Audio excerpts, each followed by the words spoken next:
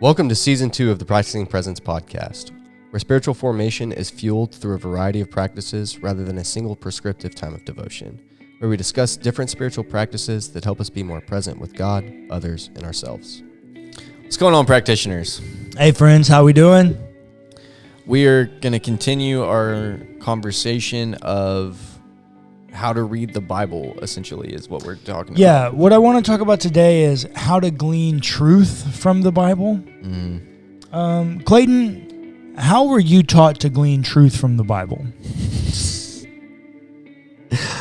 I wasn't. I kind of taught myself. And what did you make up that the correct way to glean truth was?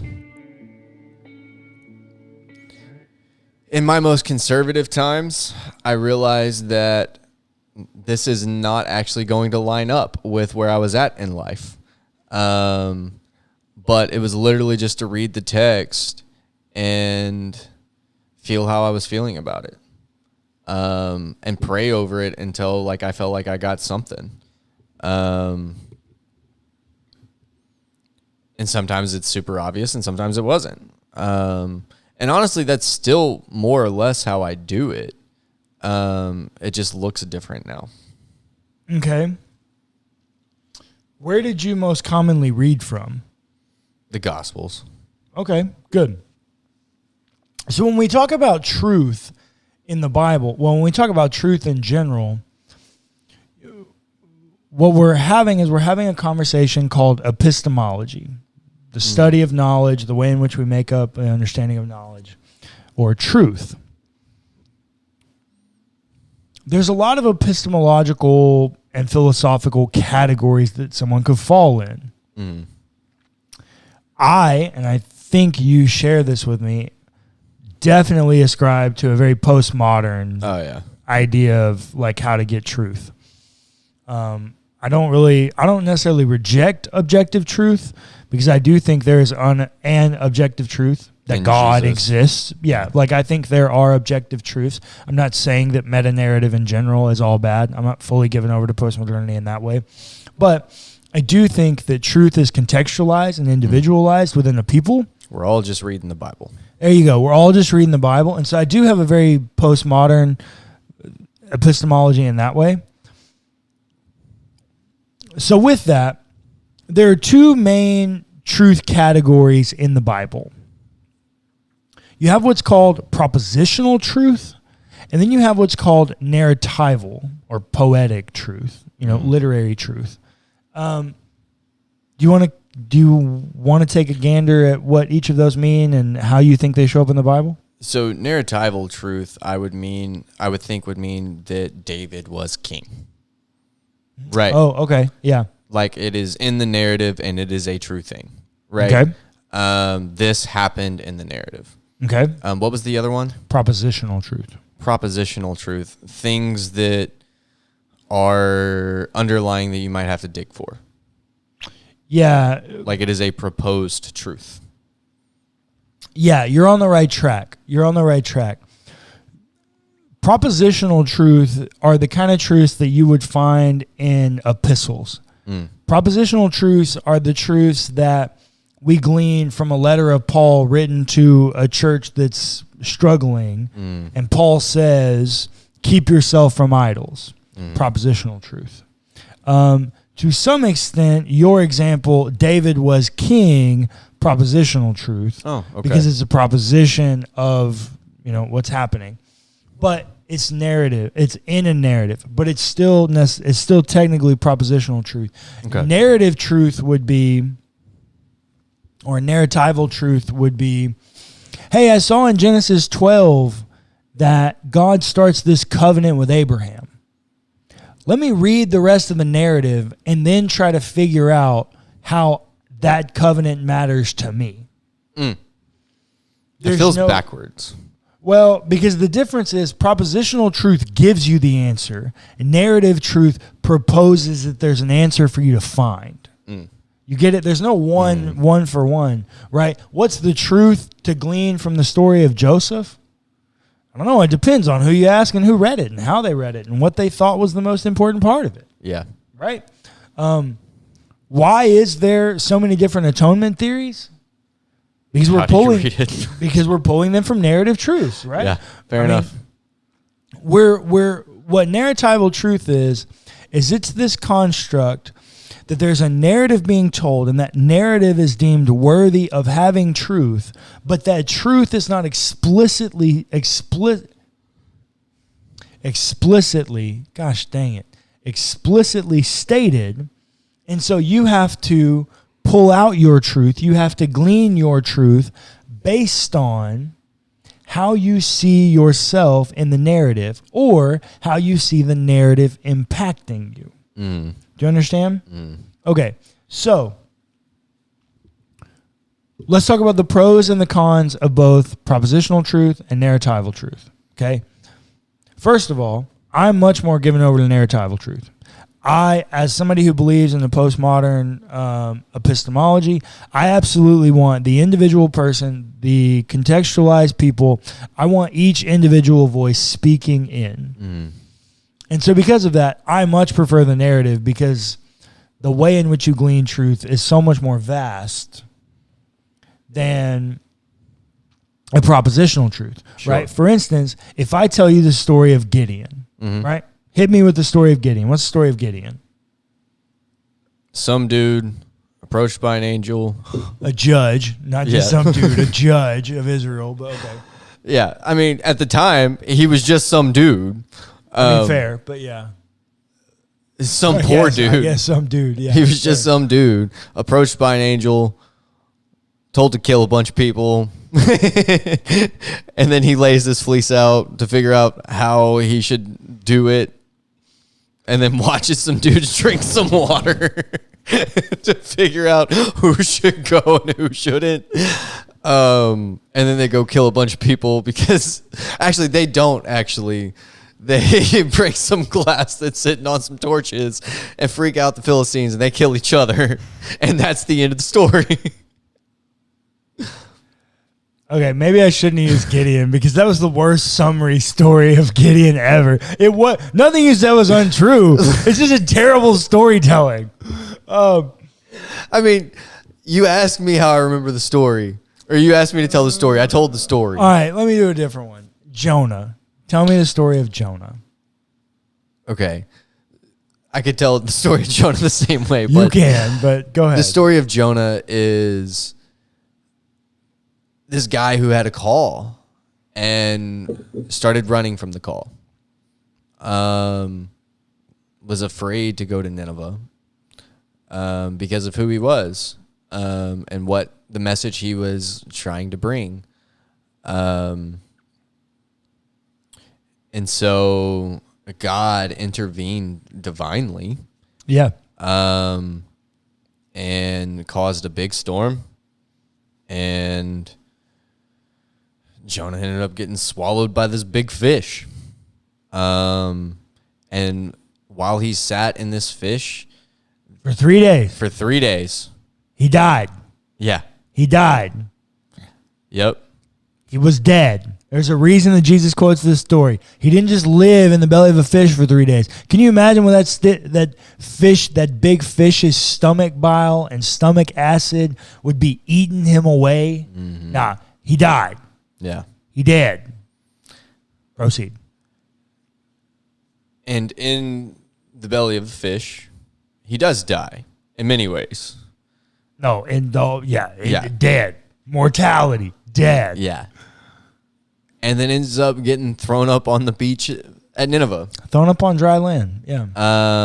By a big fish. By a big mind fish. you, a big fish. Yeah. Big fish don't get on dry land, but... Yeah. A very, very large fish came and vomited Jonah on dry land. This is a beached whale we're talking about. Beached whale. Yeah, exactly. Is that not? Exactly. And he throws Jonah up, and there is a resuscitation narrative there. Kind of. Like, there has to be. Well, there's at least... It's implied. Well, I don't know how the ancient world would have viewed Jonah. Well, it's not important, but yeah, they would have seen something like a resurrection kind of narrative. And when Jonah gets there, he realizes he doesn't have a choice but to do what God asked of him. And so he does it, and does it well. He does it petty. Yeah, he does it petty. He does it very petty. But he does it, and he does it well. He gets the job done. Does he? Because then the final chapter is he goes and sits up on a hill waiting for them not to repent and for God to destroy it. I'm not sure that Jonah does it well. I think Jonah does it. I think Jonah is a little... I don't know. I'm not a big fan. But this is a great example of narratival truth. Right. Because I'm gleaning truths from that narrative that you're not gleaning, and you're gleaning truths that I'm not gleaning. Yeah. Why? Because our stories, our perspectives, the way in which life has happened upon us and the Holy Spirit has been active in us in our own pursuit of divine likeness, that when we read these stories, the truths that God is working on and communicating to us are different for each person because of where we are in life and because of how we've experienced life. Narratival truth is the truth that allows me with full confidence to say, there's not only one right answer to this. Yeah. I get that because of narratival truth. Now, propositional truth. What do we do with propositional truth? Propositional truth. Book of Leviticus. Don't get tattoos. Don't get piercings. Yep. Don't eat blood. Don't eat pork. Don't eat shellfish. Don't eat fish without scales. Yeah. All propositional truths. How do you feel about those propositional truths? Whack. Clayton just said whack. Why do you feel whack about them? I mean, at the time it made sense, I guess. Maybe. Sort of. I don't know. Something was happening at the time that was something that needed to happen, but in today's context, they're irrelevant. Yeah, I agree. And so what I hear you saying from that is propositional truth is fixed, while narratival truth is fluid. Fair enough. Is that a good? Yeah. Okay. So with that, in propositional truth, you have, as we just said, those are all propositional truths. But we also have universal propositional truths. Thou shalt not murder. Thou shalt have no other gods before me. Thou shalt not steal. Thou shalt not lie. Right? So how do you determine between a universal propositional truth and a cultural or contextual propositional truth? I would say how it relates back to the image of God. Okay. Are you doing anything to harm that image? Harming another person, harming yourself, directly speaking harm against God. Yeah. That's definitely one way, right? And we've talked about it a lot, that measuring these things against the character of Jesus as a person of divinity, yeah, that's 100% an acceptable way. Yeah. What I might say is you do it against the narrative. Okay. You judge the propositional truth against the narratival truth. Because here's what, we talked about the major markers and movements throughout the biblical story last week. Those movements and markers matter. I'm getting major movements and markers tattooed on my arm for my Bible story sleeve. The way in which the narrative is set up and the propositional truths exist within that narrative are the indicator of what's universal and what's cultural or contextual, harming the image of God, right? Mm-hmm. I can pull that both from the narrative and just from the truth that I glean about God from the narrative, right? But then there are these other propositional truths, like the tattoos, like the, all the things related to health and safety and all those things. Well, maybe we can look and go, well, we've progressed beyond that. Sure. Right? In the same way,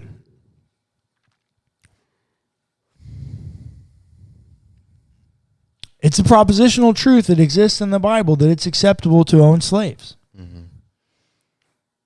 It's a narratival truth in the Bible that it's acceptable to own slaves.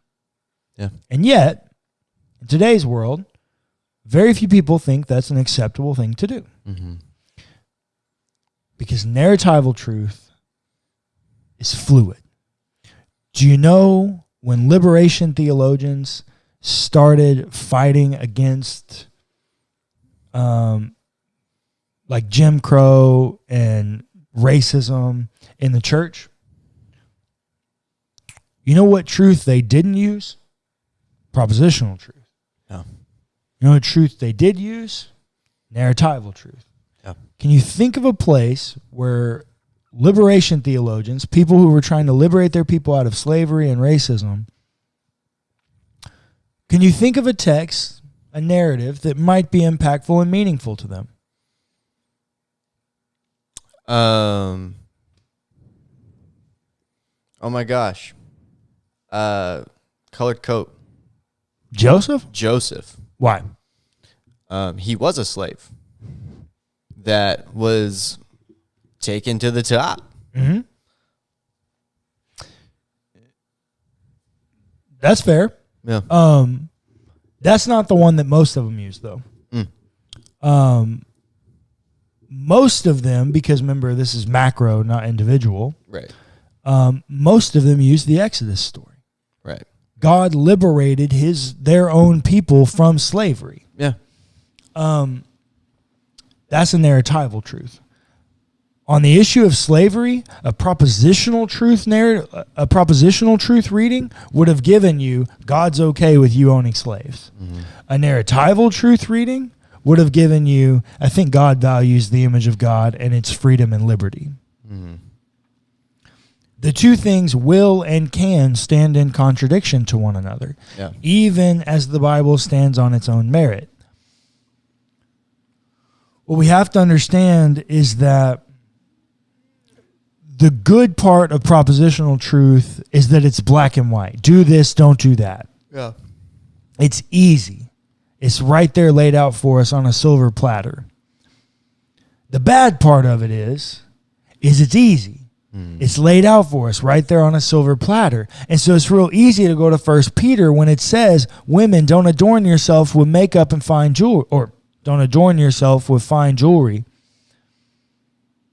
It's real easy to take that propositional truth and have women walk around in a way that they don't feel beautiful, they don't feel empowered, they don't feel as if they're living their best life.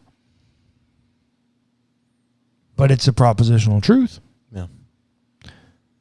Whereas if you read the narrative time and time and time and time and time and time and time again seems to be trying to empower and affirm women. Yeah. Propositional truth, the value of it is that it's easy. The downfall of it is that it's easy. Narratival truth, the negative side of it. It's really easy to read whatever answer out of narratival truth that you want to glean, right? As long as you can see an answer in a story, you can make that story, you can read that story to provide you that answer. It's very easy to manipulate the text that way. Now, it's also very easy to manipulate the text in propositional truth too. Like, don't hear me saying that narratival truth is the only way to manipulate the text. No, you can manipulate the text in any way. That is a downside of narratival truth, though, is that you can basically make it read however you want, right? Someone could take narratival truth and look at the Canaanite conquest narrative and go, oh, manifest destiny. God's okay with that. Let's go. Christian nationalism. Hoorah. Right. That's terrible. Mm-hmm. Do not hear me advocating that. That is God awful. However, that is an option with narratival truth. Right. The benefit of narratival truth. And this, I couldn't communicate this any better. The benefit, and the most important benefit of narratival truth, is that it gives voice back to every individual person. If you are a person that is capable of reading a narrative, you are a person that is capable of gleaning truth from that narrative. Narratival truth is the best truth, giving back the voice to every individual person. Narratival truth, because propositional truth gives you a truth, which most people try to say is universal truth, from a single person or a single perspective. Narratival truth, which is the preferred Jewish form of communicating truth, might I mind you, right? Think back over the Old Testament, how much of it's narrative and how much is propositional. Yeah. Jews love narratival truth because Jews loved the ability of lore. Jews loved the legend. Jews loved the myth. Jews loved the ability because, remember, it's a communal people. Mm-hmm. It's a community of them. They love being able to see themselves in it. They love being able to see themselves as a beneficiary of the covenant. They love being able to see themselves as a person of faith because I've been circumcised. I've done these things. I'm a part. I'm an inside because I can see myself in the story. You see, Jews preferred narratival truth, but because we grew up being taught by a bunch of people that were products of the Enlightenment and modernity, they valued propositional truth. Yeah. And when I first started understanding the Bible and reading the Bible, narratival truth wasn't really truth that you could glean things from. Narratival truth was history that told us how we got to the message of Jesus. WellHouse Church, what I would like to challenge you to do is I would like you to challenge yourself to be a person of the narrative. We are called Christians, by the way, little Christs. Maybe the best way to reflect that is by seeing ourselves as a character in the story of the Christ. Thanks for listening to the Practicing Presence podcast hosted by WellHouse Church. Be sure to give us a rating and a review if you enjoyed the episode. It's free and it helps us immensely. Also, feel free to check out our other podcasts.